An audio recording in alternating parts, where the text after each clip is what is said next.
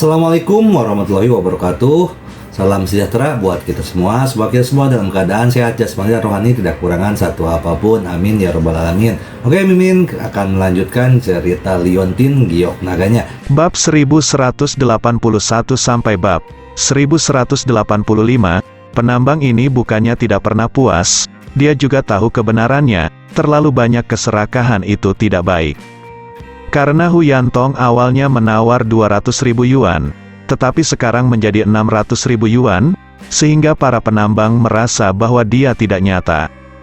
Ini tidak seperti yang asli Ye Chong, yang memberi 500.000 di awal. Oleh karena itu, dia lebih suka berbisnis dengan Ye Chong. Meskipun dia menghasilkan lebih sedikit uang, itu akan lebih aman. Ini adalah sejenis kebijaksanaan yang sama bijaknya dengan orang bodoh. Mendengar ini, Hu Yantong sangat marah. Dia menunjuk ke arah penambang dan berteriak, "Apakah kamu tahu siapa aku?" Hu Yantong hampir memuntahkan seteguk darah tua, dan mengucapkan kata kotor, "Sialan, aku Hu Yantong."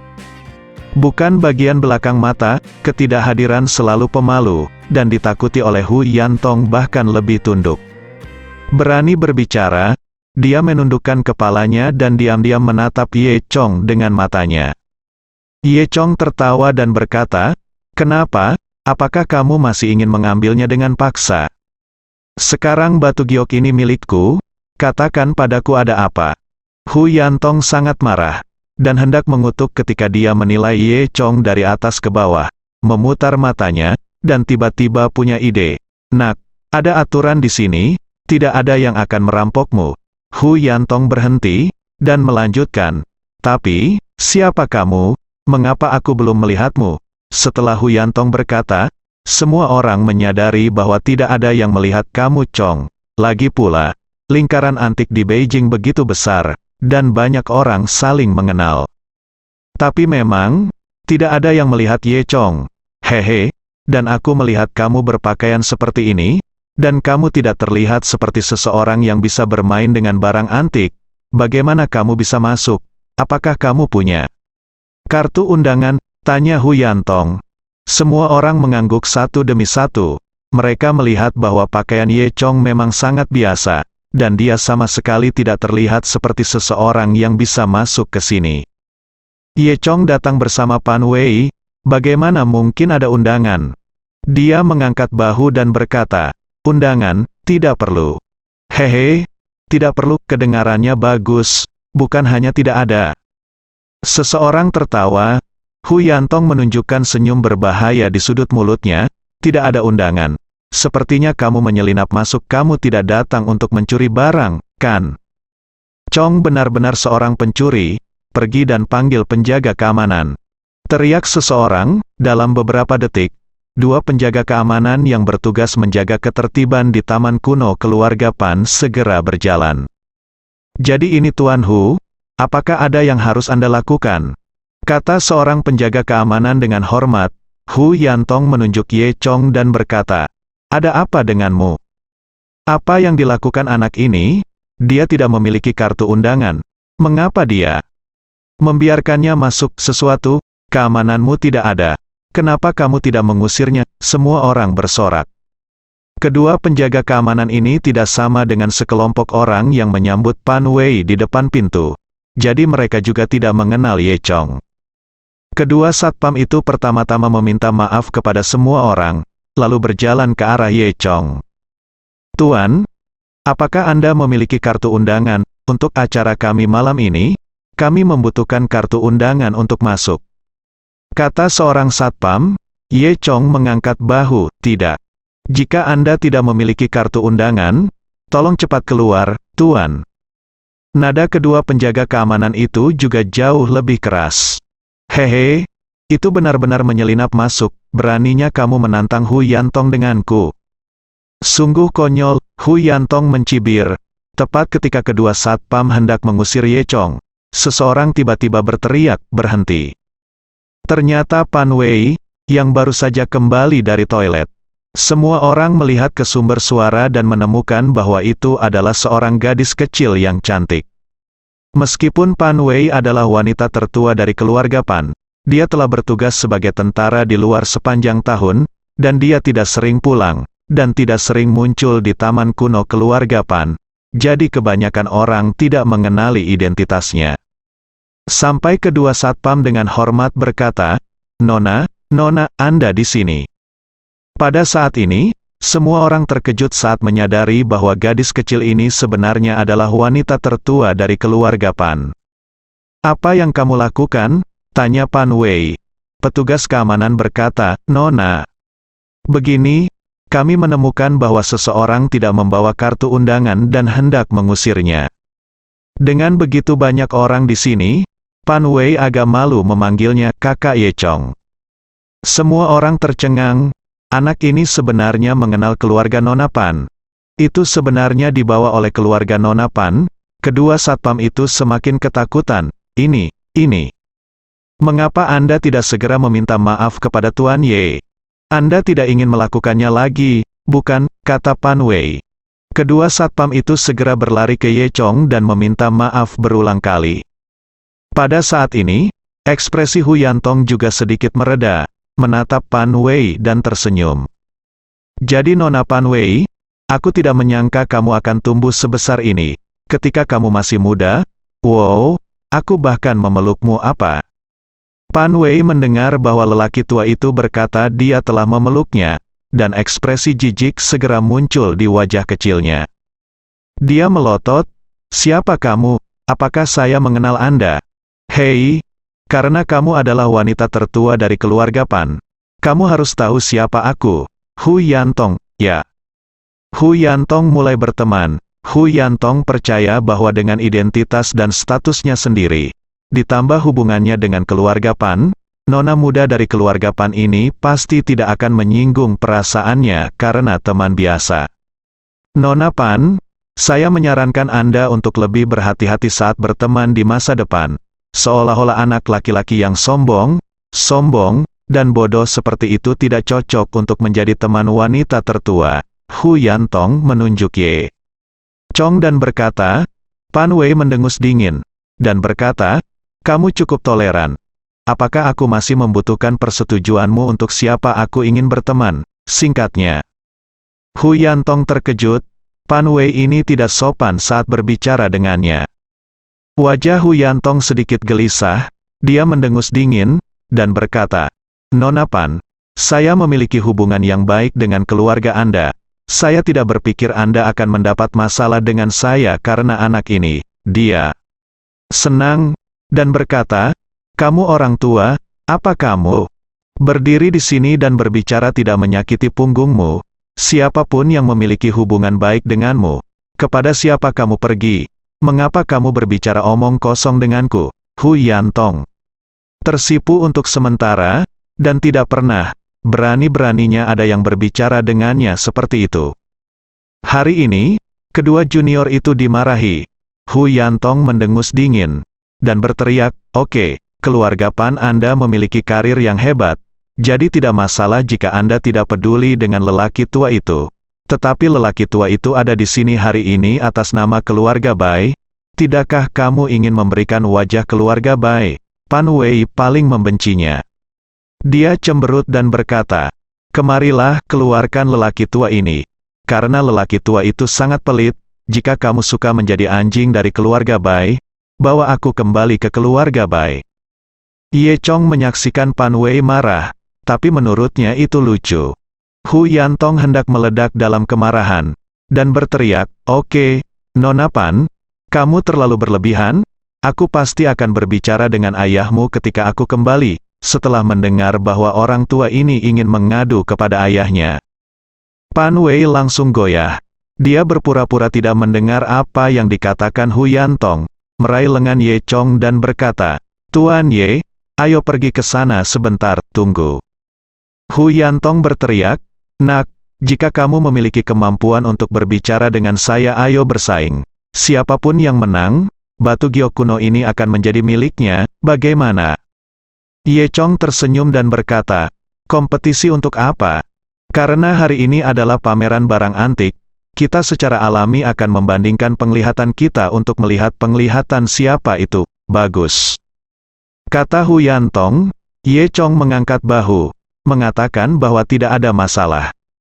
Pan Wei menarik lengan baju Ye Chong, menempelkannya di sebelah telinga Ye Chong, dan berkata, "Kakak Ye Chong, meskipun lelaki tua ini tidak terlihat sangat baik, penglihatannya memang sangat bagus, dan dia juga terkenal di keluarga Pan, Taman Kuno, adalah penikmat nomor 1 di ibu kota."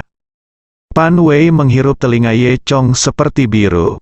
Ye Chong berkata sambil tersenyum, "Jangan khawatir, saya punya alasan sendiri. Seseorang datang dan ingin ditampar oleh saya. Mengapa saya tidak menamparnya?" Melihat Ye Chong mengatakan ini, Pan Wei tidak mengatakan apa-apa lagi. Hu Yantong mencibir, "Oke, bagaimana dengan ini? Mari kita pilih satu dari tempat dan lihat siapa yang memilih sesuatu yang lebih tua, bagaimana?" "Tidak masalah." Ye Chong setuju. Semua orang menatap keduanya dengan penuh semangat. Itu adalah kesempatan langka bagi mereka untuk melihat Hu Yantong bergerak. Adapun Ye Chong, bahkan jika dia adalah teman keluarga Nona Pan, tidak ada yang mengira dia akan menang. Semua orang hanya mengira dia adalah anak yang terlalu percaya diri, dan akan jelek jika dia kalah sebentar. Kemudian, keduanya mulai mengambil barang-barang di aula. Sekitar 5 menit kemudian, Ye Chong kembali lebih dulu.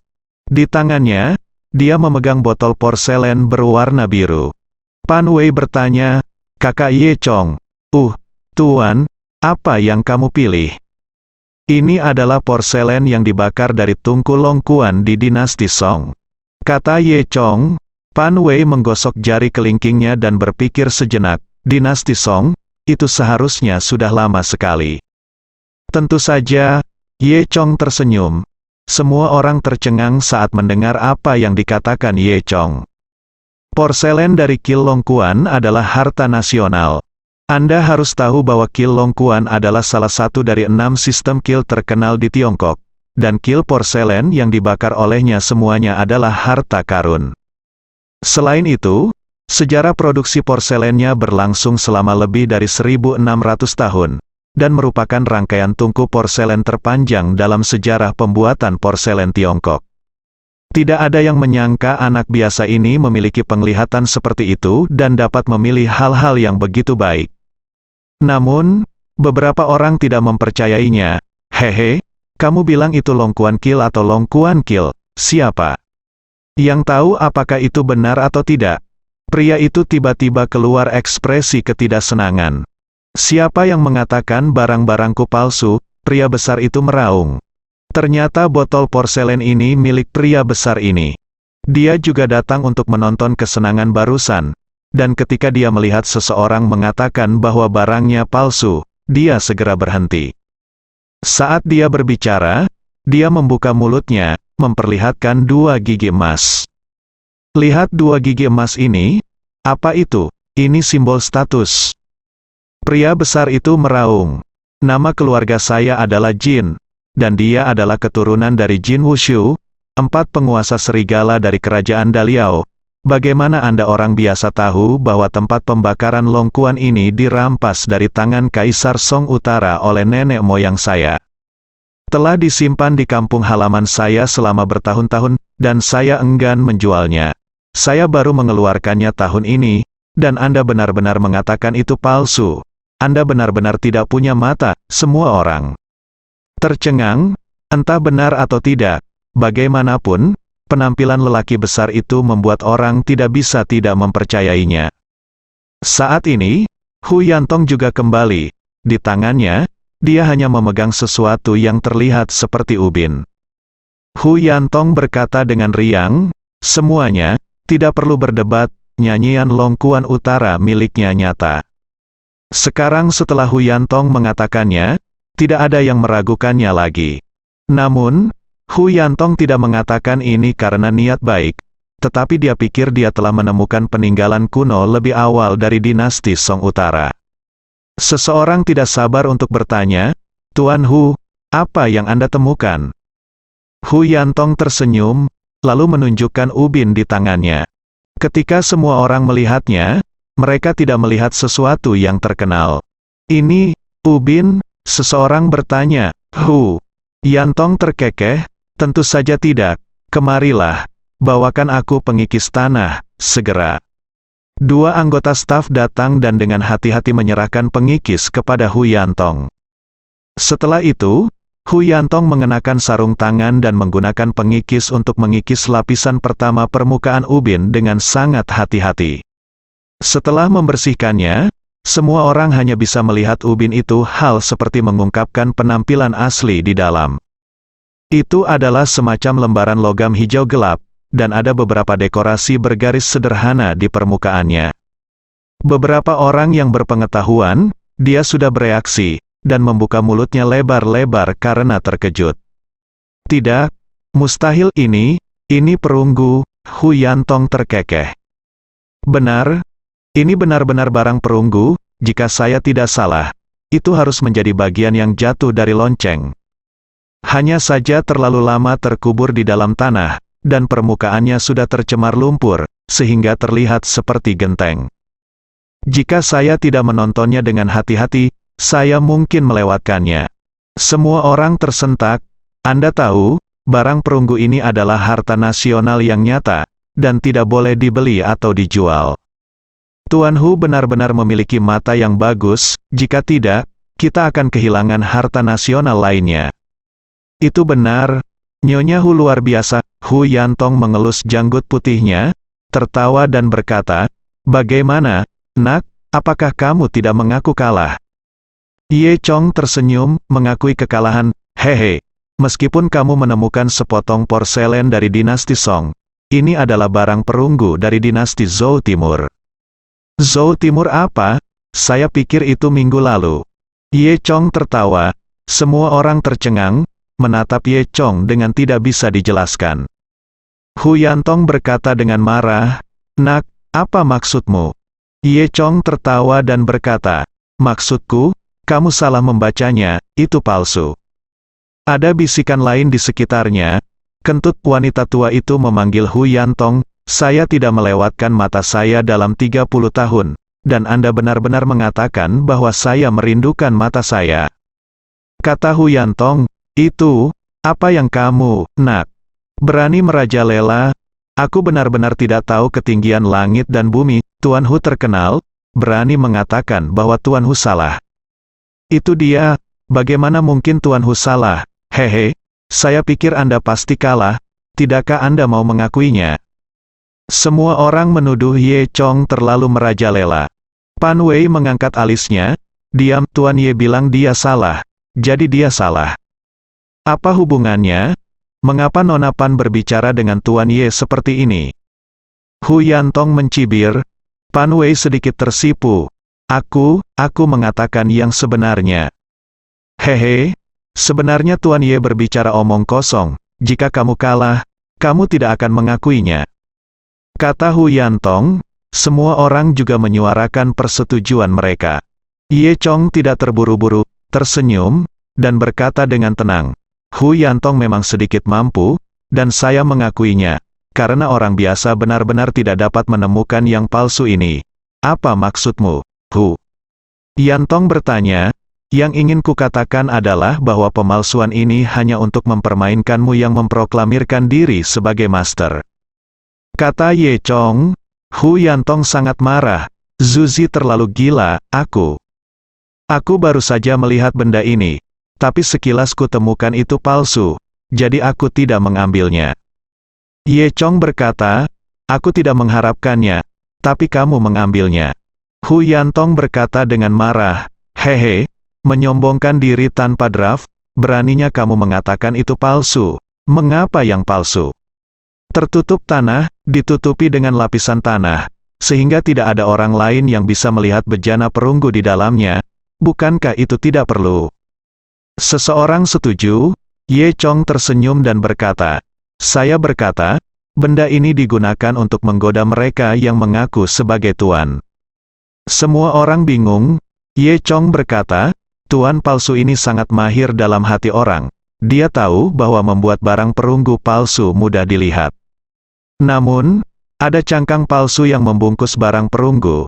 Meskipun kebanyakan orang tidak bisa melihat itu adalah bejana perunggu, tapi seperti beberapa orang setengah matang, mereka masih bisa mendeteksi petunjuknya. Hu Yantong mendengus dingin. Adapun yang setengah matang, begitu mereka mengetahui ada bejana perunggu di dalamnya, mereka akan terbawa suasana dan berpikir bahwa bejana perunggu itu asli. Jadi mereka akan dibodohi seperti ini, kata Ye Chong lagi. Semua orang tercengang, sepertinya apa yang dikatakan Ye Chong masuk akal. Ye Chong menunjuk ke tanah yang dikikis oleh Hu Yantong. Sepertinya lumpur dibuang ke toilet dan direndam. Setelah membuatnya tua, dikubur di tanah selama setahun penuh untuk menghilangkan baunya. Lihatlah lapisan tanah yang rusak, warnanya baru saja digali minggu lalu. Ini, apakah ini benar? Jelas, sepertinya memang begitu.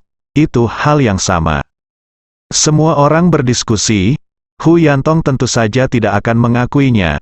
Kentut, ini omong kosong, kamu berani mengatakan itu palsu. Bukti apa yang kamu miliki? Ye Chong tertawa dan berkata, hubungi bos yang menjual barang ini, dan dia akan tahu.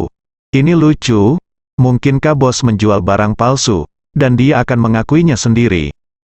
Saat berbicara, bos yang menjual ubin telah ditangkap. Hu Yantong bertanya, Bos Chai, beritahu saya, apakah ini benar atau tidak? Bos Chai dengan cepat berkata, oh, saya tidak tahu itu adalah barang perunggu. Jika saya tahu, saya tidak akan berani menjualnya jika saya terbunuh. Siapa yang menanyakan ini padamu? Aku bertanya padamu, apakah asal-muasal benda ini benar atau salah? Teriak Hu Yantong. Bos Chai menghela nafas lega. Ah, itu dia, saya menemukan ini dari sebuah kotak tua di bawah tempat tidur di kampung halaman saya. Kotak tua ini sudah ada selama 5 atau 6 tahun. Saya tidak tahu, barang macam apa, saya bawa ke sini dan jual bersama, saya tidak menyangka ada harta karun. Kata Bos Chai dengan serius. Mendengar ini, Hu Yantong tersenyum penuh kemenangan. Hehe, ku dengar, ini adalah sesuatu dari kotak lama seseorang, sudah 5 atau 6 tahun, kamu masih memilikinya dari minggu lalu. Bocah ini pandai sekali berbicara, ternyata apa yang dikatakannya itu omong kosong belaka. Hehe, apalagi yang harus kamu katakan? Tetapi kamu mengusulkan untuk membiarkan bos berbicara, dan bos berkata, hal ini benar.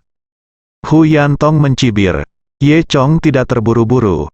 Dia hanya memelototi Bos Chai, dan berkata dengan suara dingin, katakan yang sebenarnya. Semua orang tercengang, tidak mengerti apa yang dikatakan Ye Chong. Mungkinkah jika pihak lain ingin berbohong, Anda cukup mengatakan, katakan yang sebenarnya.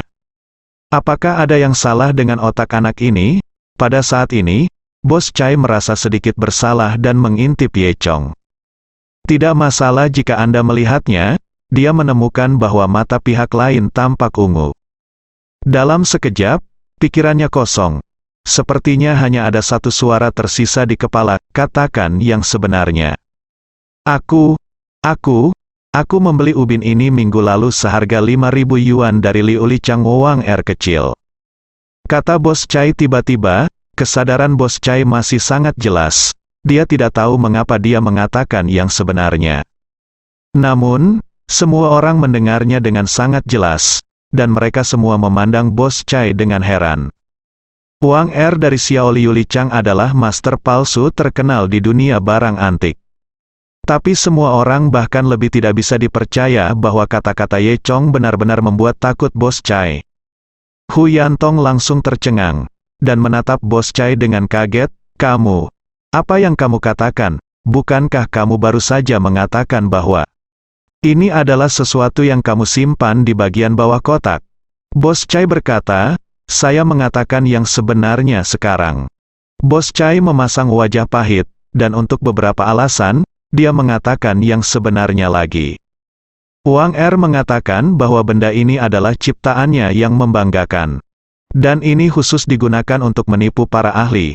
Sebenarnya, saya membawa ubin ini ke sini hanya untuk mencoba keberuntungan saya dan melihat apakah ada orang yang memiliki sedikit kemampuan dan berpikir, dia benar. Kalian dapat menemukan misterinya. Saya tidak menyangka bahwa Anda, Tuan Hu, dibodohi, sangat bagus. Bos Chai menyesalinya, tapi tidak bisa menahannya, berbicara kebenaran. Setelah mengucapkan kata-kata ini, Hu Yantong tersipu malu, dan mengutuk, "Persetan, beraninya kau berbohong padaku." Hu Yantong menamparkan wajah Bos Chai dengan tamparan. Bos Chai tertegun. Semua orang menghela nafas dan menatap Ye Chong dengan kaget. Mereka tidak menyangka bahwa pada akhirnya mereka membiarkan anak itu mengatakan hal yang benar, yang luar biasa. Pada saat ini, Pan Wei melompat dengan gembira, dan berkata, "Saudara Ye Chong." Tidak, Tuan Ye Chong. Anda yang terbaik, saya tidak menyangka Anda memiliki landasan yang begitu dalam di industri barang antik. Di mana itu? Ye Chong tertawa, "Hihi. Kamu jauh lebih baik daripada mereka yang mengaku sebagai tuan setiap hari." Pan Wei tertawa. Kata-kata Pan Wei menamparkan wajah Hu Yantong seperti tamparan. Wajah lama Hu Yantong memerah, dia tidak pernah semalu ini. Tapi memang dia yang kalah, betapapun marahnya dia hanya bisa menahannya. Semua orang menghela nafas tanpa henti, mereka tidak menyangka Hu Yantong, yang tidak pernah salah menilai dia dalam 30 tahun terakhir, akan jatuh pada hari ini. Chong kemudian mengambil sepotong batu giok kuno dan mentransfer uangnya ke penambang, lalu mengabaikan Hu Yantong dan terus bergaul dengan Pan Wei di tempat tersebut. Mereka yang awalnya mengikuti Hu Yantong berlari mengikuti Ye Chong satu persatu. Ini membuat Hu Yantong merasa semakin jelek, berharap dia bisa menemukan celah di tanah untuk masuk. Pada saat ini, pandangan semua orang tentang Ye Chong telah berubah total. Anak ini terlihat jelek, tapi aku tidak menyangka anak ini begitu cakap. Iya, tapi karena dia adalah teman keluarga Nona Pan, dia pasti bukan orang biasa. Semua orang berbisik dan berdiskusi. Pan Wei juga memuji Ye Chong, "Kakak Ye Chong, mengapa kamu begitu kuat? Semuanya sama, apakah kamu maha kuasa?" "Hei!" Hampir, Ye Chong tertawa. Ketika Ye Chong sedang berbicara dengan Pan Wei, dia tiba-tiba melihat sesuatu di kios jalan tidak jauh dari sana, dan matanya langsung berbinar. Itu adalah sepotong hijau tua, bukan kayu atau batu giok. Tidak ada yang lain. Itu adalah perintah rahasia Aoki. Ye Chong telah lama belajar dari kepala besarnya bahwa ada 3 bagian dari perintah rahasia Aoki, dan hanya dengan menggabungkan ketiga bagian tersebut rahasia yang sebenarnya dapat disatukan. Faktanya, perintah rahasia Kingmu ini juga yang dicari Ye Chong. Saya benar-benar tidak menyangka bahwa perintah rahasia Aoki juga akan muncul di taman kuno keluarga Pan. Dia sedikit tidak percaya diri, dia sangat beruntung. Taman kuno keluarga Pan ini dikenal sebagai pusat pertukaran barang antik paling terkenal di Tiongkok, dan benar-benar sesuai dengan reputasinya. Ye Chong selalu ingin menemukan 2 hal, satu batu giok kuno, dan yang lainnya adalah perintah rahasia Kingmu, dan malam ini, keduanya muncul di taman kuno Pan. Ye Chong bahkan merasa hal-hal tampak sedikit aneh. Kemudian, mereka berjalan ke depan stan. Dari pakaian pemilik warung, terlihat bahwa dia bukan berasal dari Huaxia, melainkan dari negeri Wa. Dia mengenakan mantel hitam panjang, dengan gaya rambut Mediterania dan dahi yang mengkilap. Dia tampak berusia sekitar 40 tahun dan memiliki janggut rendan. Ye Chong tahu bahwa kultivasi orang ini telah mencapai ranah prajurit peringkat kuning. Memang agak aneh orang seperti itu datang ke sini untuk mendirikan warung. Tapi Ye Chong tidak peduli tentang ini. Dia melangkah maju, menunjuk ke perintah rahasia Kingmu dan bertanya, "Bagaimana Anda mendapatkan benda ini?" Bos berbaju hitam berkata dalam bahasa Mandarin yang sangat tidak autentik. "Berapa banyak yang ingin kamu jual?" Ye Chong bertanya. Bos berbaju hitam berkata, "Saya tidak tahu berapa nilainya, tapi selama Anda menawarkan harga tertinggi, saya bisa menjualnya kepada Anda." "Oke, kalau begitu saya akan menawarkan 500.000, kata Ye Chong. Pada saat ini, banyak orang berkumpul. Awalnya, mereka semua mengikuti Hu Yantong, tapi sekarang mereka mengikuti Ye Chong. mereka merasa penglihatan Ye Chong lebih kuat dan dia bisa menemukan hal-hal yang lebih baik. Namun, hal pertama yang diambil Ye Chong membuat semua orang bingung. Bahkan orang biasa pun dapat mengatakan bahwa meskipun benda ini terlihat bagus, itu bukanlah benda yang berharga. Bagaimana mereka tahu pentingnya hal ini? Tepat ketika Ye Chong hendak membayarnya, orang lain tiba-tiba muncul. Saya suka barang ini, saya menawarkan 1 juta, saya akan membelinya. Ye Chong meliriknya, dan orang yang berbicara adalah seorang pemuda berusia sekitar 30 tahun, mengenakan jaket kulit. Meskipun pria itu fasih berbahasa Mandarin dan berpakaian seperti orang Tionghoa, Ye Chong masih bisa mengetahui dari petunjuk bahwa dia juga orang Jepang. Ye Chong menjadi semakin skeptis, tampaknya ada beberapa cerita di balik perintah rahasia Aoki. Pan Wei tidak senang lagi, menatap pria berbaju kulit itu, dan berkata, "Mengapa kamu ikut bersenang-senang? Tuan Ye sudah meminta hal ini, apa yang kamu lakukan? Bos tadi juga bilang ya, harga tertinggi yang menang. Saya sangat suka barang ini, jadi saya juga menawar, kenapa tidak? Akan menjualnya kepada siapa?" Ye Chong tersenyum, "Tidak masalah. Kalau begitu aku akan memberimu 1,5 juta. 2 juta, kata pria berbaju kulit, 5 juta. Keduanya mulai menawar, dan Ye Chong menaikkannya menjadi 10 juta sebelum pria berbaju kulit itu berhenti. Semua orang di sekitar tercengang, mereka tidak mengerti, apakah kedua orang ini sakit. Menghadapi hal yang tampaknya tidak berharga, persaingan begitu sengit. Apakah Anda masih dengan senang hati menaikkannya menjadi 10 juta? Di tengah kerumunan, Huyan juga menonton Ye Chong dengan tenang. Ketika dia mendengar tawaran Ye Chong sebesar 10 juta, seringai muncul di sudut mulutnya. Dia mencibir dalam hatinya, "Apakah kamu tidak berpura-pura dibandingkan? Bukankah kamu luar biasa? Kali ini kamu pasti salah, membeli barang seperti itu seharga 10 juta yuan? Kamu benar-benar bodoh."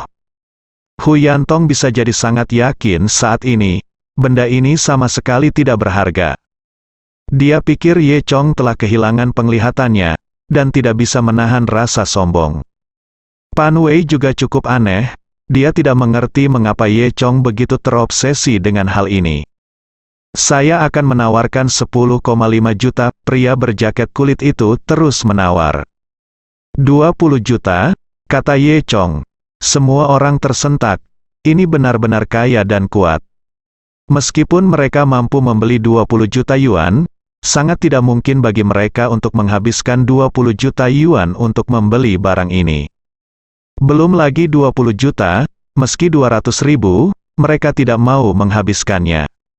Pada saat ini, pria berbaju kulit dan bos berbaju hitam memandang Ye Chong bersamaan. Ada pandangan yang tidak bisa dijelaskan di mata mereka.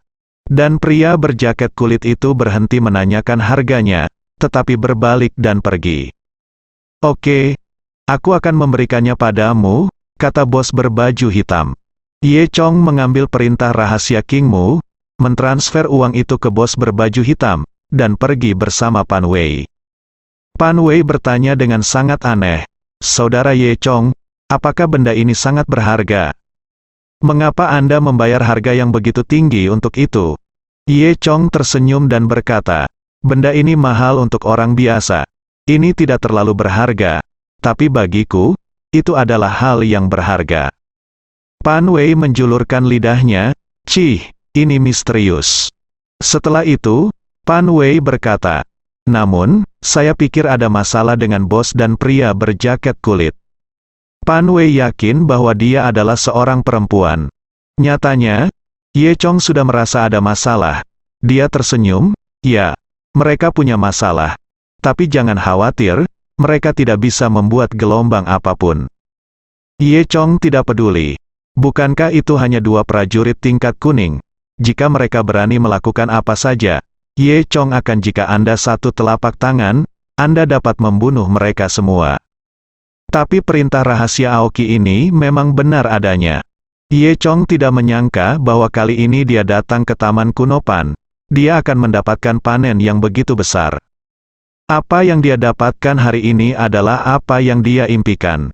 Ye Chong dalam suasana hati yang baik, dan terus bergaul dengan Pan Wei untuk sementara waktu. Di sisi lain, di gang gelap di sebelah taman kuno Pan, pria berbaju kulit dan bos berbaju hitam muncul tiba-tiba. Keduanya saling memandang tanpa berbicara, lalu berjalan menuju arah blok, berjalan sangat misterius dan terburu-buru. Tak lama kemudian, keduanya masuk ke dalam mobil. Setengah jam kemudian, mereka sampai di sebuah pintu villa rahasia. Keduanya melihat sekeliling dan tidak menemukan siapapun yang mengikuti mereka. Jadi mereka berdua bersembunyi di halaman villa yang gelap. Kemudian, mereka berjalan melewati halaman menuju pintu belakang villa dan mengetuk 3 kali. Pintu terbuka tiba-tiba dan diam-diam, mereka masuk. Kemudian, pintu ditutup diam-diam lagi.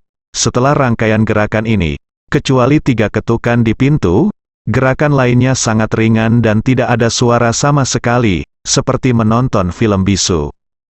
Kemudian, keduanya datang ke ruang tamu di lantai pertama. Di ruang tamu, ada tikar tatami, dan seorang pria sedang duduk di atas tikar tatami. Di depan pria ini ada perangkat teh yang sangat mewah, yang mengepul dengan lembut. Pria itu tampak berusia 40-an, dan dia mengenakan pakaian putih. Itu adalah Yirun Hirota. Yirun Guangtian menyeka busa teh dengan tutupnya, dan bertanya dengan tenang, "Bagaimana? Sudah dibeli? Harganya 20 juta, kata bos berpakaian hitam.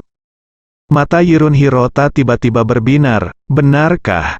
Yirun Hirota menegaskan lagi, "Ya, Tuan Yirun, saya pikir, selama saya menaikkan harganya, dia akan membelinya dengan harga lebih tinggi. Tapi saya sudah yakin bahwa orang yang kita cari adalah dia, jadi saya bergegas kembali untuk melapor. Jadi saya tidak mengatakan apa-apa lagi. Harganya sudah naik." Kata pria berjaket kulit itu. Yirun Hirota mengangguk dan berkata, "Bagus sekali." Kemudian, dia melambaikan tangannya, dan keduanya mundur dengan hormat. Setelah keduanya turun, seseorang muncul dari sisi lain ruangan, dan itu adalah Yirun Huoli. Ternyata Yirun Huoli adalah putra Yirun Guangtian. "Ayah, sepertinya kita telah menemukan orang yang kita cari," kata Yiran galak. Yirun Guangtian mengangguk. "Benar, ada 3 bagian dari perintah rahasia Greenwood, dan hanya 1 bagian yang diturunkan dari keluarga kami, dan 2 bagian lainnya telah diasingkan di wilayah Tiongkok selama 100 tahun. Untuk menemukan 2 bagian lain dari Greenwood Secret Order, keluarga kami telah menghabiskan banyak upaya, dan saya pikir kali ini, saya akan mendapatkan sesuatu." "Huo Li, saya menyetujui permintaan wanita tua itu, dan tujuan sebenarnya dari pergi ke Gunung Huaxia adalah untuk menemukan perintah rahasia Aoki ini." "Ayah, apa rahasia di balik perintah rahasia Aoki ini?" Yiran bertanya dengan sengit. Yirun Hirota berkata, "Saya tidak terlalu tahu, tetapi dikatakan bahwa ada peta harta karun di Aoki Secret Order, yang menyembunyikan cara untuk meningkatkan kekuatan. Dan selama Anda mengumpulkan 3 perintah rahasia Aoki, Anda akan menemukan ini kuat. Ketika saatnya tiba, keluarga Yirun kami akan menjadi lebih kuat." Yirun berkata dengan penuh semangat, "Ayah, kamu sangat bijak. Faktanya, itu adalah ide Yirun Guangtian untuk menjual satu-satunya keputusan rahasia kayu hijau mereka. Sebenarnya, perintah rahasia Aoki tidak dianggap barang antik, jadi nilainya sendiri tidak tinggi. Alasan mengapa keputusan rahasia kayu hijau ini dijual di Taman Kuno Pan hanya untuk mencoba peruntungannya. Karena hanya mereka yang benar-benar mengetahui apa itu Aoki Secret Order yang akan membeli Aoki Secret Order ini dengan segala cara. Dan di tangan orang seperti ini, kemungkinan besar akan ada perintah rahasia Aoki lainnya, atau setidaknya akan ada petunjuknya. Dan Taman Kuno Pan tidak mengecewakan Yirun Guangtian, dan dibeli oleh Ye Chong di sana. Seperti yang diduga Yirun Hirota, Ye Chong memang memiliki 2 perintah rahasia Aoki lainnya di tangannya. Hanya Yirun Hirota, yang seperti seorang jenius dan penuh percaya diri, yang dapat menemukan metode seperti itu. Cara ini jauh lebih mudah daripada mencari jarum di tumpukan jerami. Apa yang dilelang oleh Yirun Guangtian adalah asli. Karena dia tahu bahwa barang palsu tidak bisa menipu orang. Namun, Yirun Hirota tidak khawatir. Dia memiliki kepercayaan diri seperti ini. Selama dia mau, dia dapat mengambil kembali perintah rahasia Aoki kapan saja. Ayah, aku akan menemukan orang itu sekarang, dan mendapatkan kembali perintah rahasia Aoki. Yiran mengajukan diri dengan berani, jangan khawatir. Yirun Guangtian berkata, ayo lakukan penyelidikan rahasia dan lihat apakah dua lainnya juga ada di tangannya, di sisi lain. Taman kuno keluarga Pan, Ye Chong dan Pan Wei berjalan berkeliling sampai akhir pameran, lalu pergi. Setelah itu, meski Ye Chong juga melihat banyak hal bagus, tapi itu tidak menarik minatnya lagi. Kalau begitu, panen dari perjalanan ke taman kuno keluarga Pan kali ini sudah cukup besar. Dua benda impian Ye Chong ditemukan di sini. Setelah itu, Ye Chong mengantar Pan Wei pulang. Ini adalah pertama kalinya Ye Chong mengemudi di ring dalam ibu kota. Ibu kota dibagi menjadi kota timur dan barat, dan cincin dalam di tengah. Lalu lintas di lingkar dalam semakin padat, meski sudah larut malam, masih banyak mobil yang melintas. Namun pemandangan sekitarnya juga lebih sejahtera, disinilah pusat ibu kota. Di jalan yang ramai di pusat kota ibu kota, ada satu lagi villa besar yang sunyi di tengah hiruk-pikuk. Ini keluarga Pan, dilihat dari kejauhan.